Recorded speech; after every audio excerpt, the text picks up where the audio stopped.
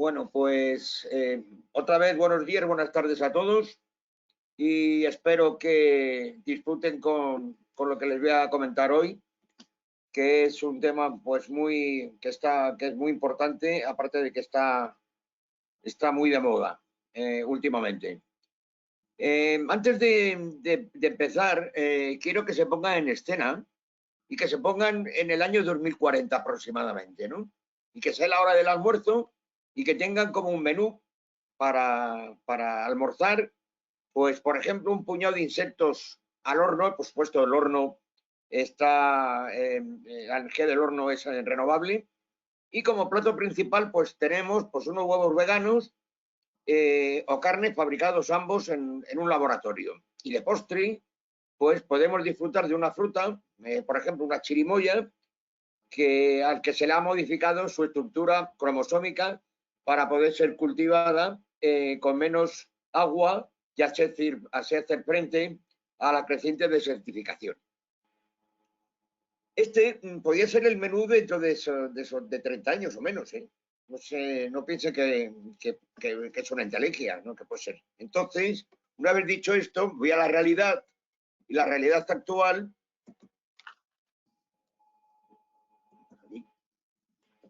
no corre. No corre. Ah, sí.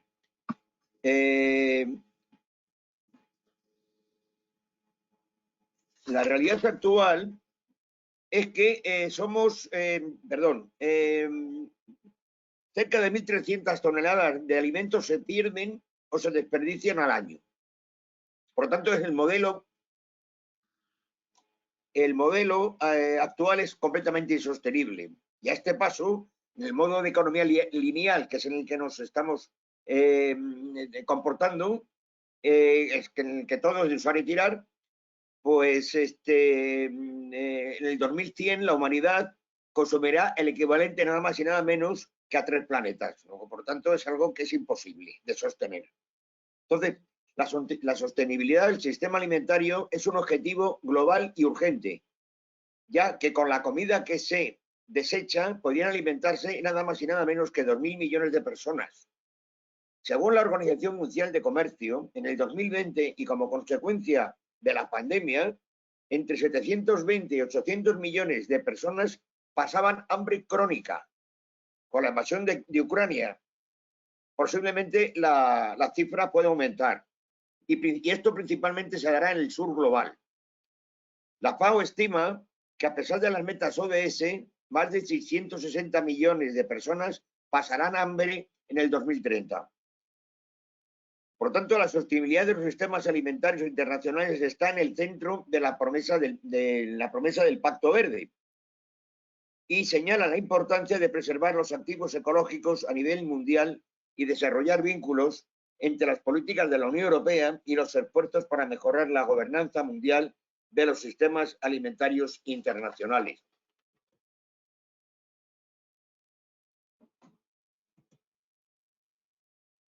La inocuidad alimentaria contribuye a la seguridad alimentaria. Está muy unida a la salud de la población, a la prosperidad económica, a la agricultura, al acceso a los mercados y al desarrollo sostenible. El sector alimentario está viviendo una ola de cambio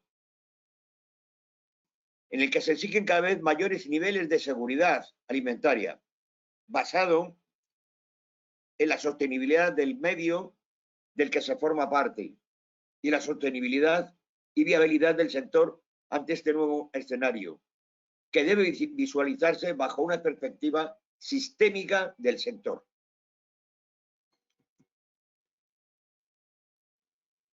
La situación del COVID y ahora la invasión de Ucrania, considerada uno de los graneros del mundo, han creado la necesidad de reflexionar más todavía para cambiar el paradigma del sector alimentario, bueno, del sector alimentario entre otros muchos, y se vea como una ventaja sustancial y diferencial. Entre ellas, la estrategia de la granja a la mesa, que es parte del Pacto Verde, obliga al sector agroalimentario, he dicho bien, obliga a tomar la iniciativa y asumir el liderazgo para hacer del sistema alimentario de la Unión Europea un referente mundial de sostenibilidad. Esta estrategia señala la manera de articular y facilitar la transición, una transición que debe ser justa, porque no podemos olvidarnos de la parte social y asumir especialmente los acontecimientos de estos 2 últimos años críticos y el consiguiente debilitamiento de la economía. También hace referencia al programa de la Comisión Europea para alcanzar los objetivos de desarrollo sostenible como un componente clave, como veremos más adelante, y para llevar con éxito esta transición, la Comisión Europea supervisa o supervisará todos los progresos que se hagan al respecto, en estrecha relación con la estrategia de biodiversidad para 2030 y en consonancia con el nuevo Plan de Economía Circular y la aspiración a una economía de neutralidad carbónica.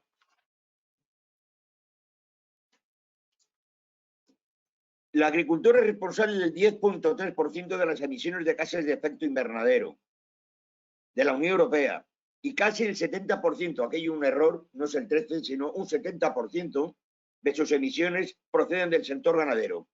Estos gases incluyen el metano y el óxido nitroso. Sí, el óxido nitroso, quizás ustedes han oído hablar de él porque es el famoso gas de la risa, pero que es muy perjudicial y muy dañino en la atmósfera, tanto o más que el CO2. Además, el 68% de las tierras agrícolas se utilizan para la producción animal. Entonces, el esfuerzo que tiene que hacer el sector primario para aumentar la resistencia del momento tiene que ser mediante la inversión en modernización, digitalización y la optimización de los recursos.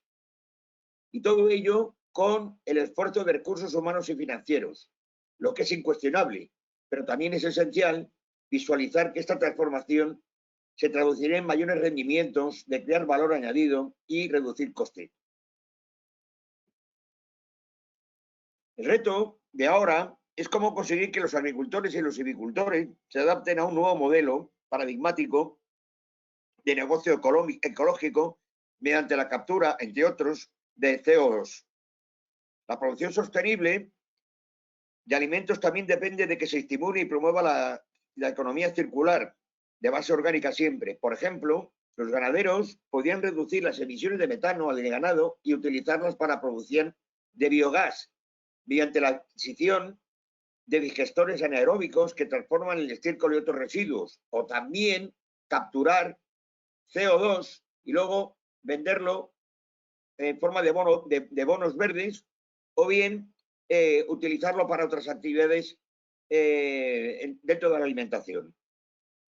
Recientemente la Comisión Europea ha presentado la ampliación de la Directiva sobre Industria, que incluye, entre otras, a las granjas ganaderas, en especial las llamadas macogranjas, para limitarlas dado su impacto negativo en el medio ambiente y la salud humana, así como para proporcionar al sector ganadero un marco de acción mucho mejor para el bienestar de los animales y reducir también la carga antimicrobiana. Ustedes saben que la carne, pues bueno, hay mucho resquemor en los países europeos respecto al origen de la carne y sobre todo al tema de las hormonas y el tema de los antibióticos, por las consecuencias que traen. El resto de la estrategia de la granja a la mesa se centra en la reducción del uso de plaguicidas químicos para evitar la contaminación del suelo, el agua o el aire y la pérdida de biodiversidad, así como evitar el uso excesivo de nutrientes, en particular de nitrógeno y fósforo. Por ejemplo, hay peces en lagos que en lugar de tener sangre parece que tienen fertilizantes. Y aunque parezca una exageración, pues bueno, quizás no sea tanto, ¿no? Tenemos, por ejemplo, el caso, por ejemplo, de una carpa, en un lago de estos verdes donde no hay ni aire siquiera.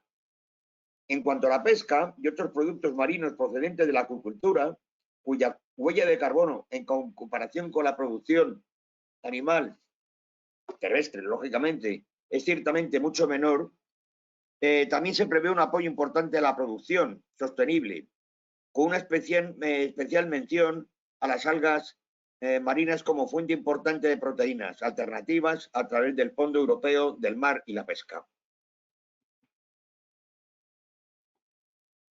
El perjuicio que está causando una alimentación poco saludable, es decir, a base de productos superprocesados o industriales con detrimento a productos sanos, es la muerte de más de 950.000 personas al año en la Unión Europea, lo que equivale aproximadamente a 1 de cada 5 a 2 de cada 10, o en resumidas cuentas un 20%, y va en aumento. Entonces, para frenar el avance de las enfermedades relacionadas con la dieta, la Comisión Europea ha propuesto un etiquetado nutricional armonizado y obligatorio en la parte frontal de los envases. Está propuesto, pero va a ser realidad. Y propondrá la ampliación de las indicaciones de origen o procedencia obligatoria a determinados productos, teniendo plenamente en cuenta el impacto en el mercado. Y también está preparando otros mecanismos para armonizar las declaraciones ecológicas voluntarias y que en un marco de etiquetado sostenible que abarque, entre otras, y en sinergia con otras iniciativas pertinentes, los aspectos nutricionales, climáticos, ambientales y sociales de los productos alimentarios. Para mejorar la disponibilidad y el precio de los alimentos sostenibles y promover dietas sanas y sostenibles, la Comisión ha propuesto, de momento, establecer un criterio mínimo obligatorio para la compra de alimentos sostenibles. Y esto va a ser, de momento, como ya digo, en particular en el sector público y, por ejemplo, en escuelas, hospitales e instituciones públicas.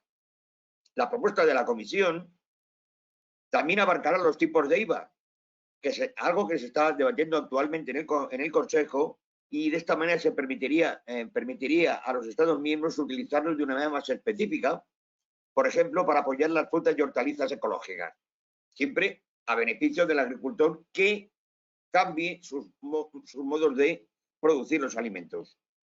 La industria alimentaria y el sector minorista deberán mostrar el camino aumentando la disponibilidad y asequibilidad de opciones alimentarias saludables y sostenibles a fin de reducir la huella medioambiental, no confundir con la huella de carbono. Y para promoverlo, la Comisión ha publicado un código de conducta para la práctica empresarial y de comercialización responsable, acompañado de un marco de supervisión. Y la estrategia de la granja a la mesa también aborda la cuestión de prevención y pérdida del desperdicio de alimentos, para lograr con ello el compromiso de reducir a la mitad en el 2050 el desperdicio en el comercio minorista y por parte de los consumidores.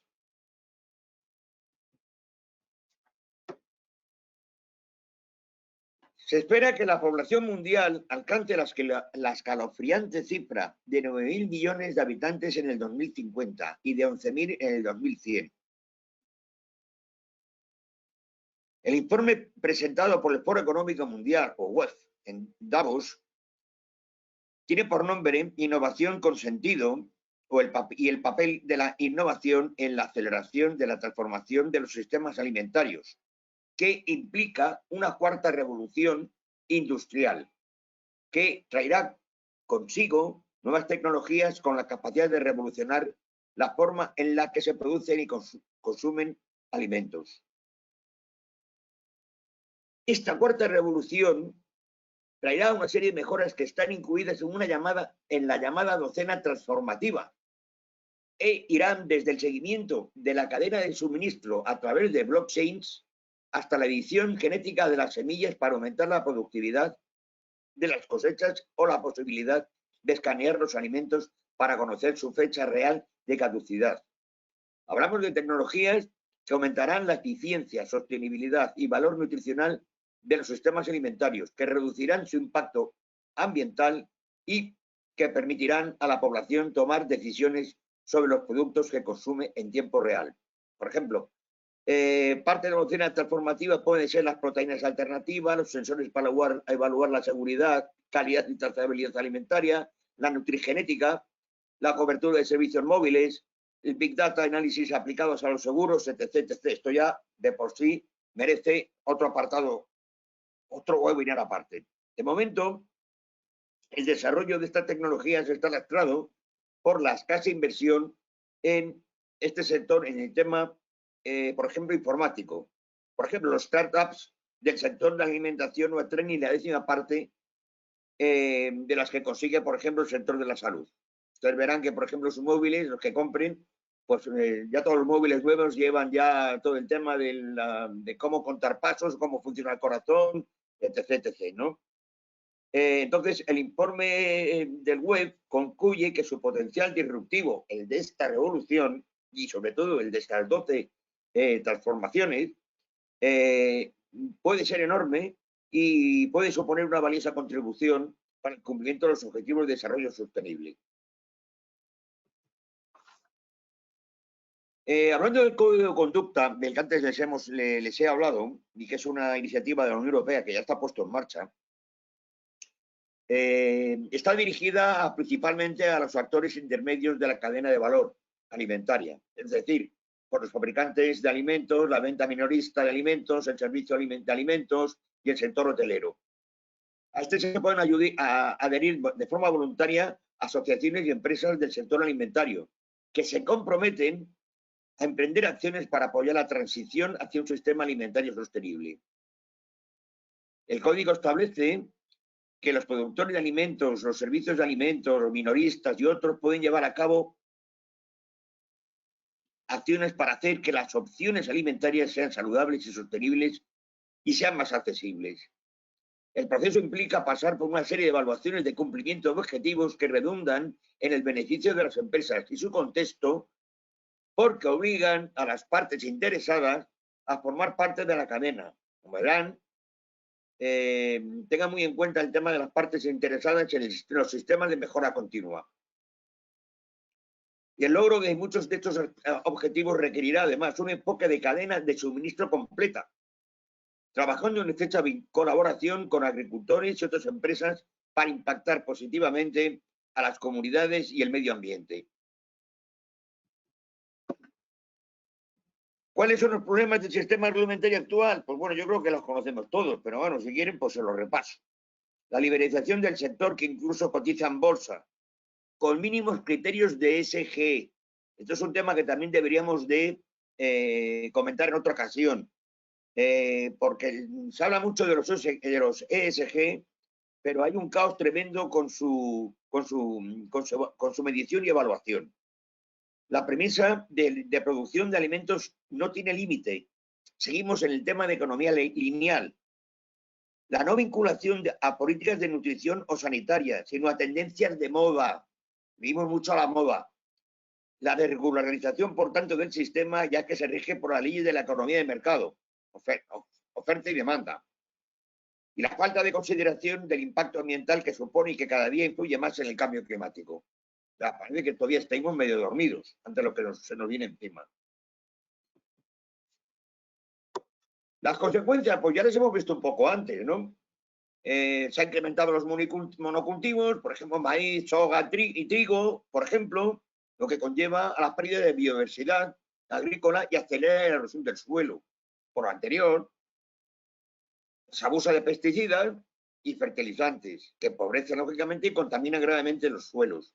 Y el uso de fertilizantes químicos ha contaminado el agua dulce y los océanos, aumentando los niveles de nitrógeno y fósforo, de este último los 10 millones de toneladas anuales, que afectan a las algas, que son imprescindibles para la oxigenación del agua y la alimentación de los animales. La modalidad industrial de producción agrícola es devastadora porque aumenta la emisión de gases de efecto invernadero y supone un 15% de las emisiones totales de GI derivadas del ser humano. Según la FAO, el sector de la ganadería es responsable del 18% de las emisiones de gases totales de efecto invernadero, una proporción mayor que la que emite el transporte. Por tanto, las prácticas de la pesca son también insostenibles y destructivas. Hay que vigilar el estado de las especies más demandadas y aplicar modos de pesca sostenibles, evitando, por ejemplo, la pesca de arrastre.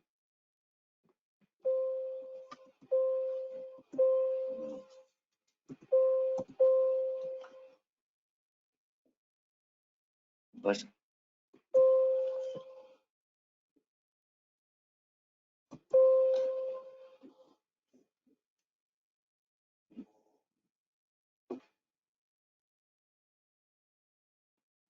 la producción de carne es insostenible.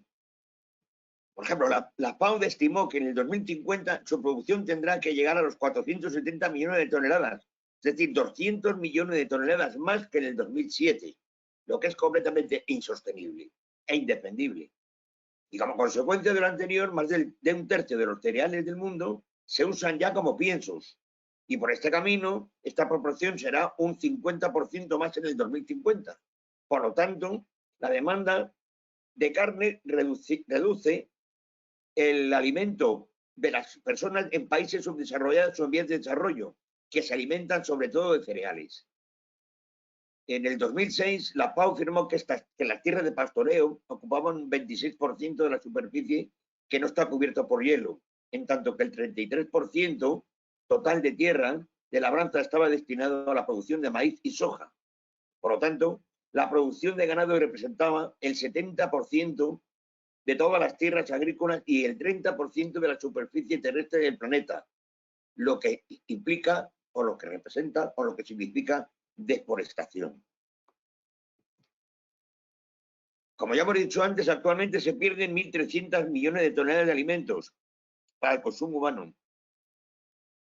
Y un consumidor de África subsahariana o Asia meridional desperdicia de 6 a 11 kilos, mientras que un europeo o un norteamericano nada más y nada menos que entre 95 y 115 kilos de alimentos. No hablemos de otras, no hablemos de otros productos, porque ya podían echarse a temblar. ¿Cuáles son las posibles soluciones? Pues limitar la demanda de combustibles para el sector del transporte, consumiendo productos de proximidad. Un mayor consumo de carnes de ave y reducir el de carnes procedentes de la ganadería bovina, ovina o porcina. También aumentar el consumo de productos de orden ecológico, que hacen un uso más responsable de fertilizantes y pesticidas. Y una mayor y mejor gestión a la hora de hacer la compra. Hay que fomentar también el autoabastecimiento a través de huertos urbanos, como por ejemplo los huertos urbanos en Quito, Ecuador, que está teniendo pues mucha difusión a nivel internacional, por lo menos en Europa.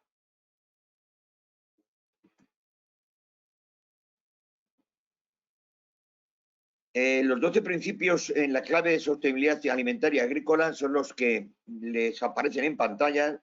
Voy a decir que, por ejemplo, en el número 4, que es el de fortalecer el etiquetado de productos que refleje la realidad del producto y que los datos que aparecen en las etiquetas han de basarse en evidencias científicas aceptadas universalmente y evitando, por tanto, mensajes basados en modas y creencias no soportadas científicamente. Con esto hago mención al greenwashing, que también está apareciendo últimamente mucho, pero que la gente no sabe muy bien qué es, en qué consiste y el daño que está haciendo. Y que también de por sí merece también un apartado aparte.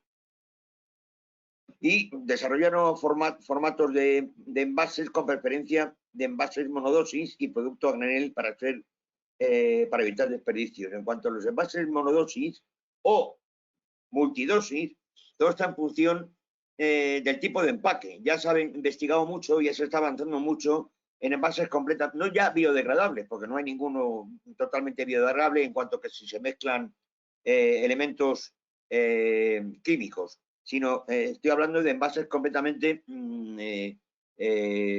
orgánicos, procedentes de productos vegetales.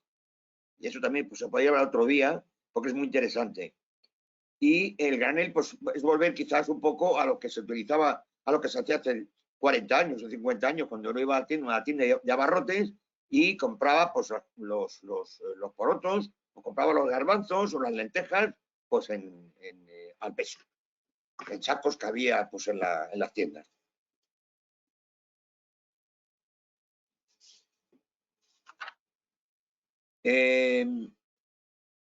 Respecto a esta diapositiva, pues bueno, es lo que hay en la pantalla, no me voy a extender porque ya viene muy bien reflejado, muy bien relacionado. y les voy a dar un tiempito para que ustedes lo lean bien por si tienen alguna duda posterior.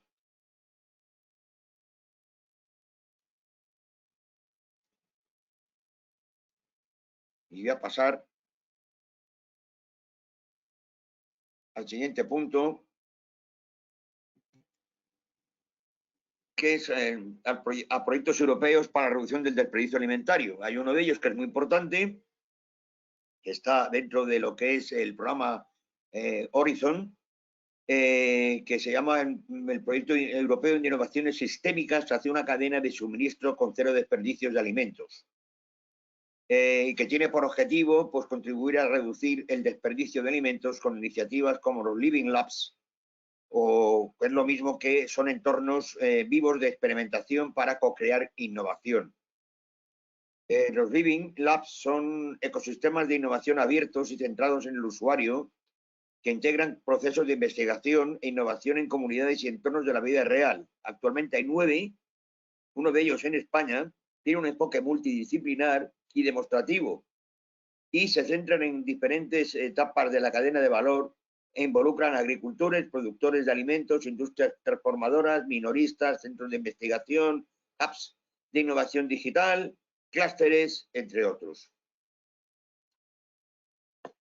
Por ejemplo, el del Living Lab de Andalucía, en España, su tarea era la de evaluar la vida útil y el cumplimiento de los requisitos de venta al por menor de frutas y hortalizas en una etapa temprana para analizar, de forma no destructiva y con técnicas de clasificación los atributos múltiples de cada producto.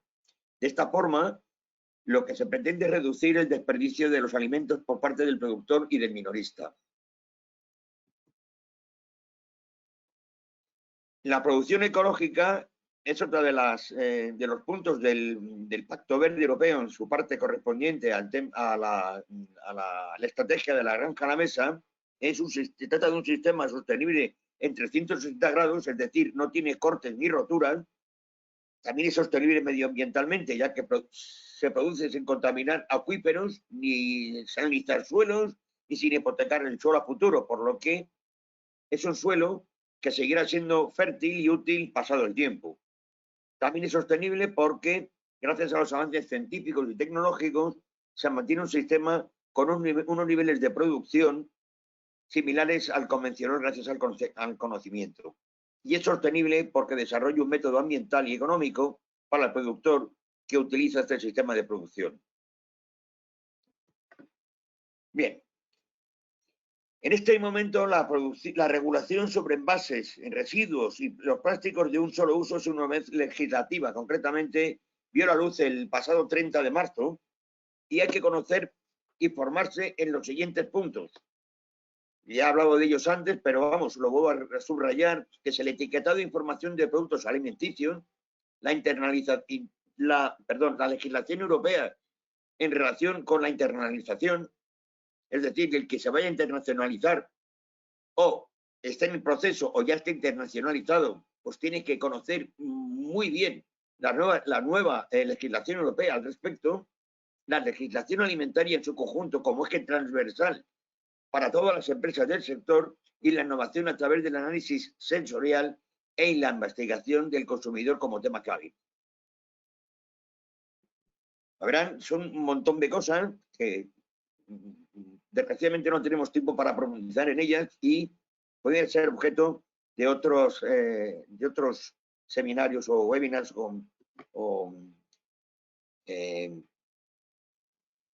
entonces vamos a entrar ahora en el tema de los estándares internacionales como un refuerzo y complemento para la adaptación al Green Deal europeo y su estrategia de la granja a la mesa.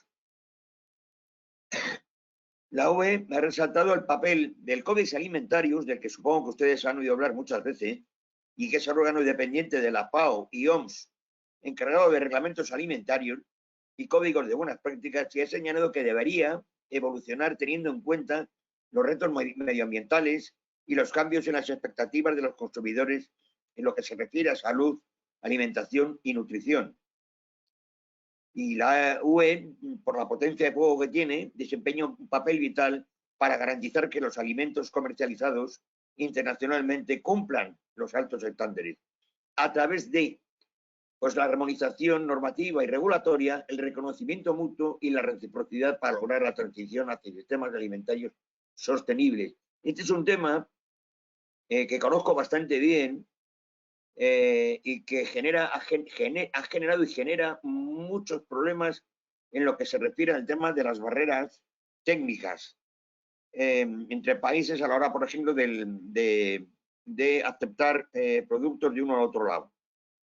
Y con ello, pues, a la paralización del tráfico normal de productos, ¿no? Entonces, lo que se persigue es que en el momento que las normas y reglamentos estén armonizados, es decir, que sean iguales para todo el mundo, lo mismo que se tenga un reconocimiento mutuo de todas ellas y ya exista una reciprocidad en cuanto a su aplicación, pues todo mejore y sea mucho más sencillo. Ojalá sea así. Y pasamos ya a lo que es puramente ISO. Entonces, vamos a ver, la norma normal para el tema alimentario pues es la 22.001 y la 22.005 para la logística alimentaria. Pero, como saben ustedes muy bien, para lograr la certificación en ISO 22.001, si alguien está pendiente de ello, quiere o tiene intención, pues se recomienda la certificación previa en análisis de peligros y puntos de control crítico, o lo que es también llamado el HACCP. Y también se recomienda, o yo por lo menos lo hago, por la importancia que está teniendo los controles preventivos de alimentación humana, las estrategias de control de microorganismos de riesgos o la auditoría de sistemas de gestión de seguridad alimentaria, así como también conviene tener en cuenta otras herramientas para el desarrollo e implementación como es, por ejemplo, tener un plan de cultura de seguridad alimentaria y de sistemas de prevención de fraude alimentario, así como la aplicación específica de la normativa sobre tratamientos térmicos de alimentos y materiales en contacto con alimentos. En este sentido, ISOTOOL se posiciona como una herramienta formidable para la implementación correcta de las normas y la consecución de las metas empresariales y el cumplimiento con los objetivos del desarrollo sostenible y del Pacto Verde Europeo.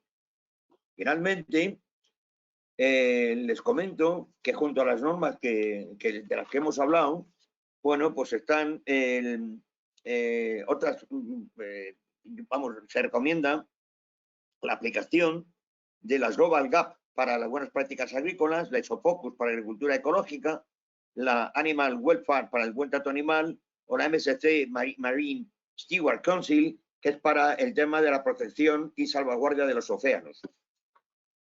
Así como pues, las que ya conocidas normalmente como la 14.000 de gestión ambiental, la 50.000 de eficiencia energética, etc. Teniendo siempre en cuenta la 9.001 como norma base, y yo que es la que recomiendo, función del tamaño de la empresa como norma de inicio y norma integradora, para no ir poco a poco y que de por sí facilita el tener, con la 9.001 puede tener perfectamente cubierto el universo de las otras normas e irse complicando, ir avanzando en las siguientes a medida que la empresa va creciendo, o bien que tiene necesidad concreta de una de ellas, ¿no? Pero no entrar en un galimatías de normas, porque al final puede con nosotros y no hacemos nada, sino todo lo contrario. Finalmente, hablarles de que también son muy recomendables, por lo menos la Unión Europea está haciendo mucha incidencia en ello, de lo que son las buenas prácticas ESG, que no tienen nada que ver con la responsabilidad social corporativa, aunque en la parte que corresponde a lo social y al de gobernanza, sí, pero no tienen nada que ver, y tiene una parte muy importante que es la G de gobernanza, por la importancia que se da ahora mismo, no importancia, obligatoriedad que se da ahora mismo a las empresas de publicar informes financieros y no financieros, así como el tema de la aplicación de las políticas ambientales y sociales en la empresa, que va a ser que va a ser obligatorio. Y lo digo también porque están apareciendo muchas fundaciones, empresas, da igual, que están aplicadas, que tienen sus propios indicadores y criterios de medición, y al final lo único que están consiguiendo hasta la fecha es un galimatías gigantesco en el que uno se pierde y no consigue llegar a ningún puerto de verdad. Por lo tanto, yo soy de los que aconseja que con una buena ISO 9001 tiene uno más que de sobra, bien implementada, tiene uno más que de sobra para hacer las cosas bien. Y luego ir avanzando poco a poco en lo demás. Si uno quiere profundizar en las buenas prácticas ESG, también. Yo estaría encantado de hablarles en otra ocasión de los problemas que tienen las ESG, que tienen muchos y gordos además. Pero bueno, eso será ya en otra ocasión y si ustedes tienen. Y creo que he terminado, no tengo nada más que decirles. Así que nada, muchísimas gracias por escucharme y hasta otro día.